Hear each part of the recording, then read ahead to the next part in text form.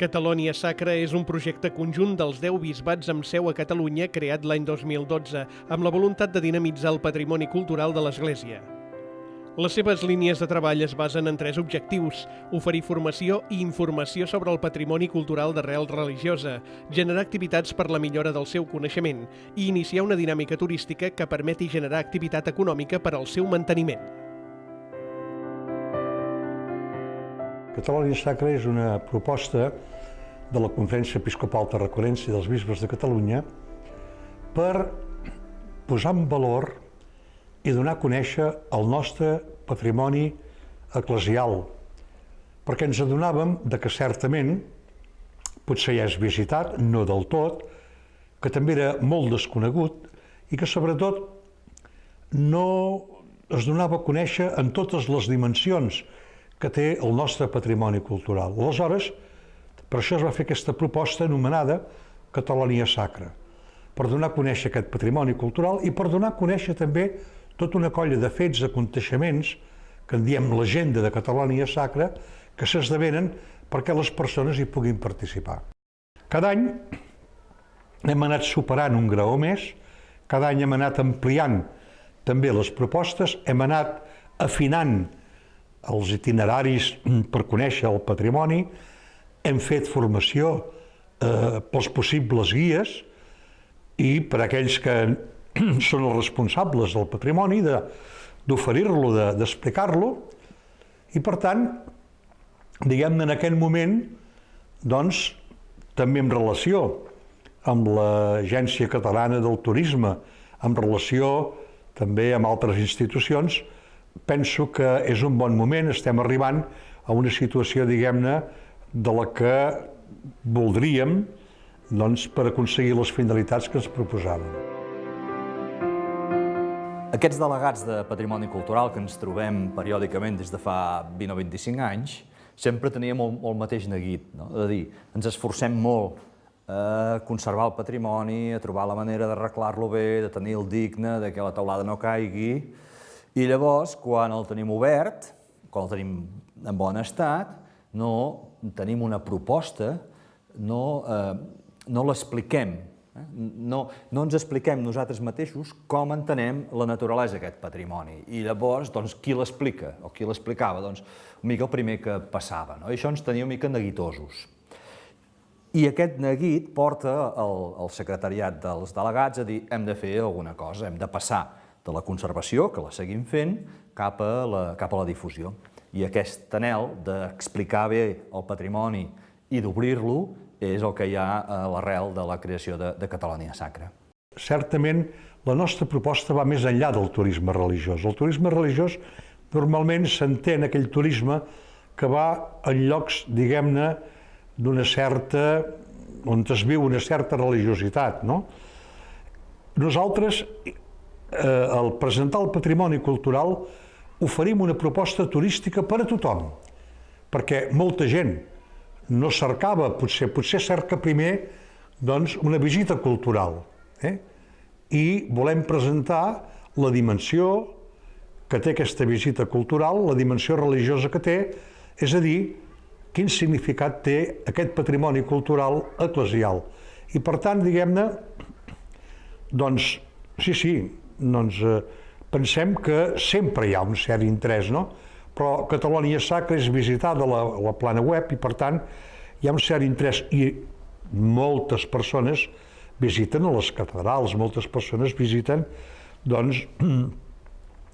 edificis i obres del nostre patrimoni. Volem transmetre aquest patrimoni religiós primer les arrels cristianes del nostre poble, és a dir, el patrimoni religiós expressa aquestes arrels cristianes. El cristianisme, la fe cristiana, s'ha fet cultura, s'ha fet patrimoni cultural, s'ha fet edificis, s'ha fet obres d'art, s'ha fet pintura, s'ha fet música, s'ha fet tota una colla de manifestacions també populars. Per tant, diguem-ne, és expressar com s'ha inculturat el cristianisme, s'ha fet cultura aquí, a Catalunya, al nostre país, a la nostra terra. Després, donar a conèixer també no només l'obra com s'ha fet, l'any, els elements tècnics, sinó la significació d'aquesta obra, el sentit que té.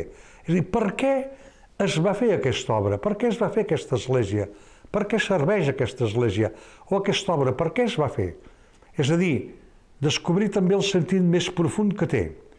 I, per tant, d'alguna manera, el que en diem també la dimensió catequètica o evangelitzadora, diguem-ne, que té el patrimoni que volem mostrar. Que la paraula patrimoni religiós és una paraula molt ampla, no? Quan em fan aquesta pregunta del patrimoni religiós, sempre vaig a parar al poema de la creació del Gènesis, no?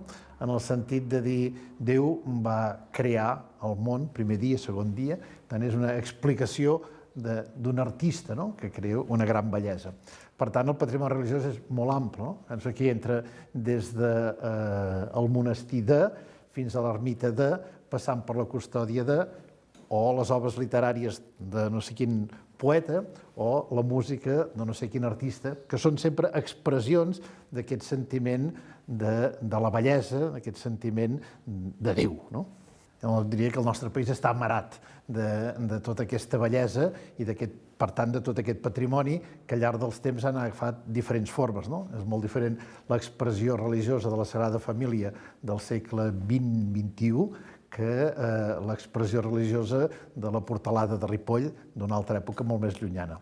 Em sembla que la riquesa està en que tot el nostre país té tot unes parets pintades, uns armaris plens, unes literatures, unes músiques que omplen el nostre territori d'aquesta experiència vivencial de la fe amb tons molt diversos, perquè les persones són diverses i perquè els estils al llarg dels temps també han anat variant. I això ajuda a entendre que la fe no és una cosa etèria, sinó que es va inculturitzant en cada moment concret de la història. Tenim expressions diferents a la zona de Ponent i a la zona de Llevant. Per què? Perquè la història ha configurat tots aquests territoris de manera diferent. A Catalonia Sacra, quan la vam rumiar aquests treballs previs a l'any 2012, dèiem dues idees bàsiques: acollir i donar raó. D'una banda, obrir el patrimoni, ensenyar-lo, diguéssim, fer-lo accessible, que la gent el pogués veure, i de l'altra banda, explicar-lo, donar les claus per la seva interpretació, pel seu coneixement, per entendre les raons fondes del patrimoni més enllà del que és la seva realitat física, que és la realitat que molt sovint es tracta de manera exclusiva. Amb el temps hem anat determinant com 3 tipus de feina important. Una feina que fa Catalonia Sacra és informar, és donar raó de les coses, és fer formació, és donar informació a través de la seva web. Una altra feina molt important que fa és dinamitzar-lo, és dir, sobre aquest patrimoni, generar activitats culturals, fer veure lo important que és, explicar-lo bé. I té una altra pota, que és molt important i que és la que estem ara últimament apretant més, que és la dimensió turística. És dir, com sobre aquest nostre patrimoni tan ple de valors, l'Església hi genera una activitat turística que permet que aquest patrimoni arribi a molta més gent i, d'altra banda, també permet que aquests equipaments puguin tenir una altra font de finançament per a la conservació del patrimoni. Hi ha molt patrimoni que es desconeix i, per tant, més que afortunats perquè tenim el tant per cent del patrimoni cultural de Catalunya i té aquest origen i té aquesta dimensió religiosa, una dimensió molt important. Per tant, diguem-ne, en aquest sentit, som afortunats. El que passa que cal posar-lo en valor i donar-lo a conèixer, fer-lo assequible d'una manera entenedora, tal com pretenem amb Catalonia Sacra. Aquesta expressió de la bellesa, en molts moments, és expressió de l'Evangeli.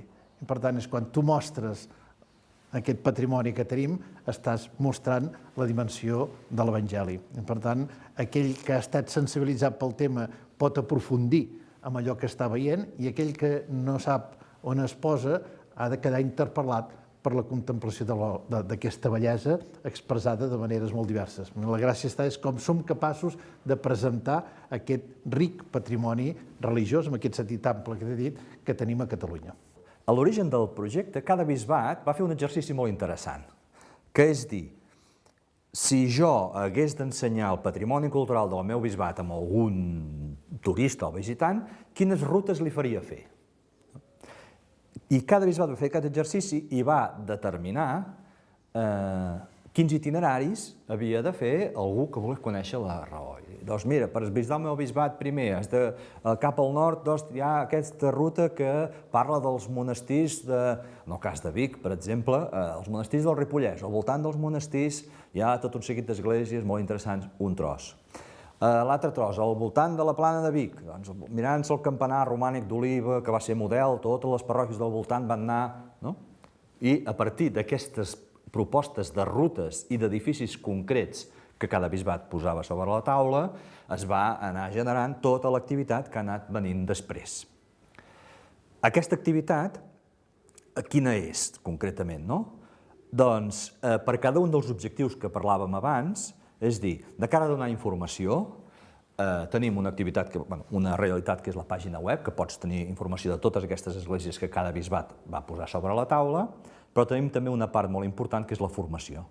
Catalonia Sacra té un curs de formació propi, obert a tothom, destinat bàsicament a la gent que vol interpretar el patrimoni, que el vol conèixer, que vol saber-ne les raons. Un curs que ja fa 6 o 7 anys que cada any té les seves sessions, cada sessió al voltant d'una església diferent. Fem una sessió al voltant de Castelló d'Empúries, per exemple, fem una altra sessió, cada sessió té un temple, i això és molt important per donar raó del patrimoni. A nivell d'activitat cultural, de dinamització cultural, tenim una miqueta el que és poder l'activitat més rellevant de Catalonia Sacra, que és l'agenda cultural. Cada bisbat selecciona 3 o 4 activitats sobre el seu patrimoni, que les agrupem i les organitzem en una agenda, durant la qual de març a novembre, cada cap de setmana, Catalonia Sacra ofereix una activitat sobre el patrimoni. Una visita guiada amb un parell o 3 d'esglésies, una conferència sobre un retaule, una visita guiada dintre una església, convits a veure patrimoni immaterial, festivitats com ara, per exemple, el Corpus. I llavors aquesta quarantena d'actes de tots els bisbats fan una agenda que està oberta que la gent es pugui apuntar individualment. La gent consulta l'agenda, rep a través del butlletí, el que sigui, i s'apunta. I diu, doncs jo vull ser a veure els retaules de l'església de Coaner. Doncs s'apunta i ja està. I la tercera pota, que dèiem del turisme, Catalonia Sacra està desenvolupant un catàleg d'activitats turístiques perquè grups organitzats puguin fer de la mà de Catalonia Sacra la visita en aquestes rutes, en aquestes esglésies, el dia que ells vulguin, ja entenent-ho com una activitat més del món turístic que no pas més des d'un activisme cultural.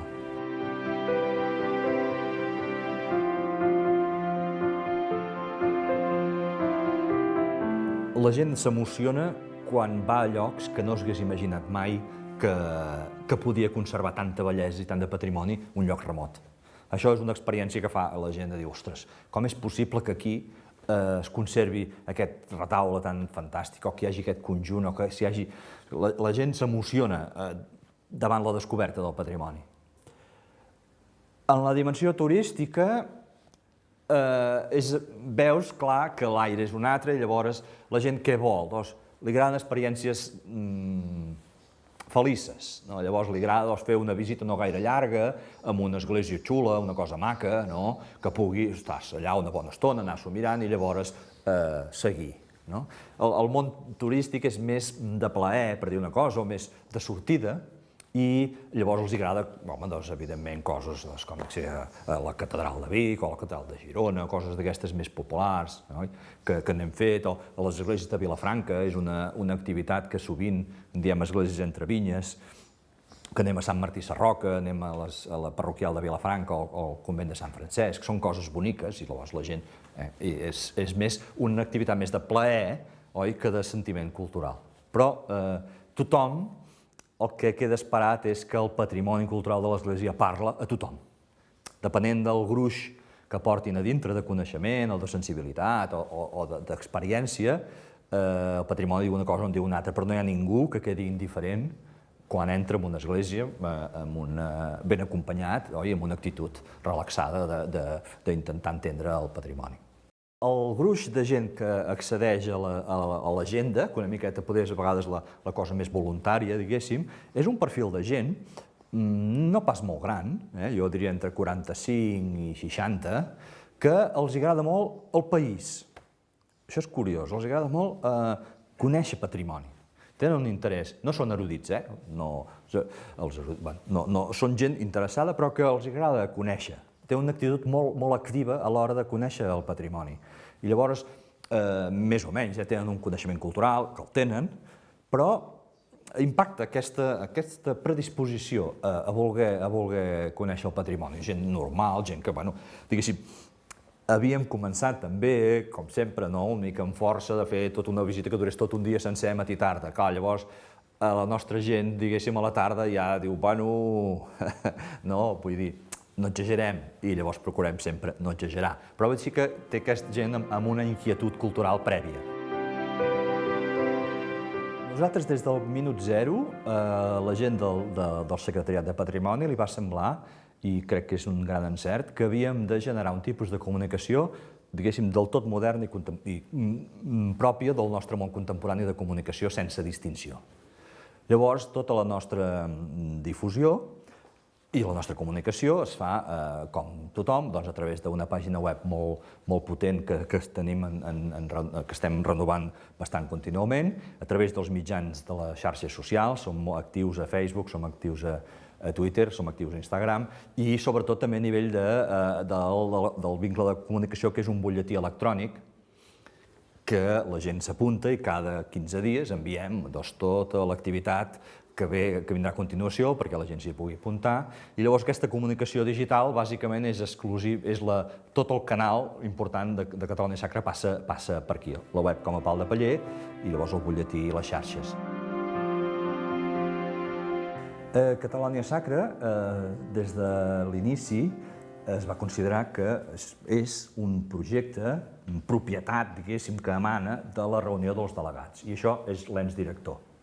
Aquesta reunió de delegats, que està presidida pel bisbe de Girona, el monsenyor Francesc Pardo, és el director i l'entitat que emana. Però, evidentment, una taula que es reuneix 4 cops l'any no pot dirigir un projecte en el seu dia a dia, i es va pensar en articular l'ens director, que és el SICPAS, i buscar un ens gestor, que és, en aquest cas, l'albergaria, amb la voluntat que l'ens director SICPAS sigui sempre i el dia que es consideri convenient es pugui canviar l'ens gestor. Aquest ens gestor, que radica aquí a Vic, té un petit nucli director, per dir una cosa, del projecte, i llavors té un seguit de tècnics que es cuiden de cada un dels àmbits de Catalunya Sacra. Tenim tècnics en l'apartat de comunicació, tenim tècnics en l'apartat de turisme, en l'apartat de la pàgina web, en l'apartat de disseny, i aquesta gent que són proveïdors externs, diguéssim, sempre els mateixos, configuren un grup d'unes 7 o 8 persones que a temps parcial tirem endavant el projecte de Catalunya Sacra. Bé, l'albergaria és una entitat del Bisbat de Vic que des de fa temps, des del 96, fa un diàleg entre el patrimoni cultural de l'Església del Bisbat de Vic i l'art contemporani. Aleshores, aquesta entitat, a més, gestiona o ajuda a gestionar alguns equipaments del nostre bisbat i al mateix temps és l'ens gestor d'aquest projecte dels bisbats de Catalunya. Per tant, és l'ens gestor. El que és la direcció i les grans línies i els pressupostos i els objectius de cada any es fan a la taula on hi ha els 10 delegats presents. Per tant, això no hi ha... es fa allà, és una coordinació directa. A nivell de l'organització quotidiana ho fem des de l'albergaria i ens posem en contacte amb cada un dels delegats de cada bisbat. Nosaltres sempre diem que la veu de Catalunya Sacra al bisbat de Solsona és el delegat de Solsona i la veu de Catalunya Sacra a Tortosa és el delegat de Patrimoni Cultural de Tortosa. Ara, qui es cuida d'anar-los trucant, escolta'm, va, quins són els actes de l'agenda, escolta'm, que fem la formació aquí, som nosaltres. Nosaltres tenim una actitud activa de coordinació amb cada un dels delegats que sempre és el responsable de l'activitat de Catalunya Sacra en el seu bisbat. Catalunya Sacra ha volgut des d'un inici ser, diguéssim, col·laborador amb les institucions. Entenem que ha de ser un projecte obert. Entenem que cada vegada hi ha més recepció per part de l'administració pública cap a Catalunya Sacra. Hem tingut un ajut sempre, sort n'hem tingut, de la Direcció General de Turisme de la Generalitat de Catalunya, tant des de la direcció mateixa com des de l'Agència Catalana de Turisme, amb els quals estem en contacte, formem part de les seves taules de turisme religiós i, per tant, estem molt contents de l'ajut que ens han prestat. Hi ha tota una part més de gestió d'equipaments, això que hauríem de tractar amb altres entitats, amb altres administracions que de moment no hem tingut, encara no ens hi hem posat a fons. Catalonia Sacra s'aguanta gràcies a la voluntat de la Conferència Episcopal, que hi aporta un gruix important de la part del pressupost anual. Aquesta aportació de la Conferència Episcopal es complementa amb les entrades pròpies de les activitats de Catalonia Sacra i llavors amb l'esponsorització d'alguna empresa privada, que aquest any ha estat important. Coral Memorial ha fet una aposta d'esponsorització pel projecte important i n'estem molt agraïts. I llavors també hi ha hagut en diferents anys subvencions de l'administració pública, de fets religiosos alguna vegada i sobretot de la Direcció General de Turisme per anar consolidant el pressupost anual. El balanç de Catalonia Sacra jo trobo que és emocionant, en el sentit de que creiem que hem creat un projecte, una entitat, una plataforma que és molt útil a l'Església catalana. És molt útil perquè el camp del patrimoni cultural és important a nivell social, a nivell turístic, a nivell cultural, a nivell de dinamització econòmica, i que l'Església pugui tenir una plataforma per fer diàleg, per obrir aquest patrimoni, és molt important. Coses que un bisbat petit, com el nostre o com tants d'altres, no podrien assumir aquest diàleg o no podrien tenir una projecció turística, Catalonia Sacra els hi pot permetre. És engrescador. També és engrescador veure com hem set capaços de fer-ho des de la pròpia Església. Que a vegades al principi es deia, no us en sortireu, home. Bueno, clar, hi ha moltes mancances, però la pròpia Església, els propis bisbats, els propis equips de treball de patrimoni cultural ho hem tirat endavant. I això jo crec que és important i és un balanç molt positiu.